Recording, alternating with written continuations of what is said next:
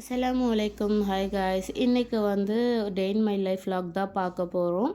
So காலையில் பார்த்தீங்கன்னா ரொம்ப டயர்டாகவே தான் இருந்துச்சோம். சண்டே வெளியே போயிட்டு வந்ததுனால ரொம்ப டயர்டாக இருந்துச்சு. காலையில் எந்திரிக்கவே முடியல. ஸோ அந்த டயர்டில் தான் எந்திரிக்கவே செஞ்சோம். ஒரு 8 மணிக்கிட்ட தான் அலாரம் வச்சு எந்திரிச்சிட்டு ஃபஸ்ட்டு எந்திரிச்சோடனே வந்து சுடு தண்ணி போட்டு குடிச்சிட்டேன். குடிச்சிட்டு பார்த்திங்கன்னா லஞ்ச் பேக்லாம் வந்து ரெடி பண்ண அந்த டைமில் கொஞ்சம் லேட்டாக முடிச்சதுனால வீடியோலாம் எடுக்கிறதுக்கு சுத்தமாக டைம் கிடைக்கல. ஸோ ஃபஸ்ட்டு சடன்னு லஞ்ச் பேக் ரெடி பண்ணலான்னு ஃபஸ்ட்டு லஞ்ச் பேக் ரெடி பண்ணிவிட்டேன். ஏன்னா இஃப்ராஸ் இன்னும் எந்திக்கலை. ஸோ லாஸ்ட்டாக எழுப்புவோம், அவனும் ரொம்ப டயர்டாக இருக்குன்னு சொல்லியிருந்தான் நேற்று விளாடிட்டு. சரின்னு சொல்லிட்டு லஞ்ச் பேக் எல்லாம் ரெடி பண்ணலான்னு சொல்லிட்டு லஞ்ச் பேக் ரெடி பண்ணிட்டு அப்புறம் புக்கெல்லாம் வந்து பேக்கில் வச்சு எல்லாம் ரெடி பண்ணதுக்கப்புறம் தான் அவனை எழுப்பினேன். எழுப்பி ப்ரஷ் பண்ண வச்சுட்டு அதுக்கப்புறம் டீ குடிப்பான். குடித்ததுக்கப்புறம் பிரேக்ஃபாஸ்ட்டு பார்த்திங்கன்னா இன்றைக்கி அவல் தான் வந்து பண்ணியிருந்தோம். ஸோ அவல் அவனுக்கு சுத்தமாக பிடிக்காது. அது சரி கட்டாயப்படுத்தி கொஞ்சம் கொடுத்து பார்ப்போம்னு இன்றைக்கி வந்து கொடுத்து பார்த்திருந்தோம்.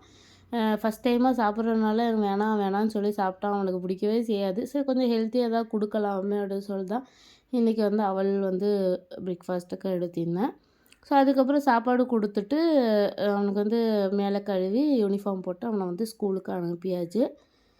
அதுக்கப்புறம் எப்பவும் போல் இஸ்ரா வந்து தூங்குவா இல்லையா. ஸோ பெட்டெல்லாம் தட்டிட்டு இஸ்ராவை வந்து தூங்க வச்சுட்டேன். அப்புறம் உமா பெட்டு தம்பியோட பெட்லாம் வந்து ஃபுல்லாக களைஞ்சி துணியெல்லாம் கடந்தது.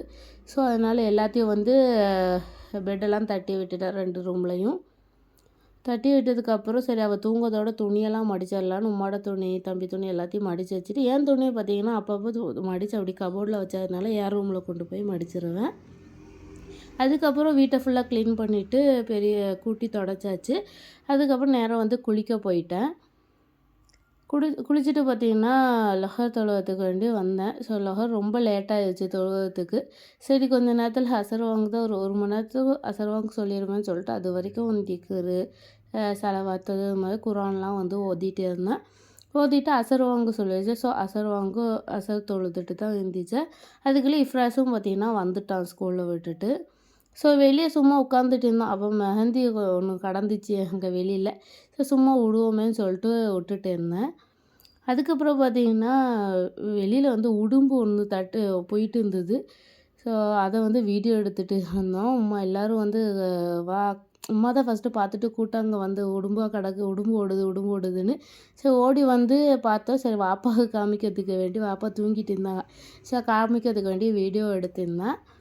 ஸோ அதில் உங்களுக்கு இந்த வீடியோவில் தெரியும்னு நினைக்கிறேன். தெரியலன்னா லாஸ்ட்டாக வீடியோ லாஸ்ட்டில் வந்து உங்களுக்கு ஃபோட்டோ வேணால் உங்களுக்கு ஸ்க்ரீனில் வந்து காமிக்கிறேன் பாருங்கள். ஸோ கொஞ்சம் பெருசாக தான் இருந்துச்சு. ஸோ பிள்ளைலாம் வெளியில் விளாட்னா என்ன ஆகுமோ அப்படின்னு வந்து யோசிச்சுட்டு இருந்தேன்.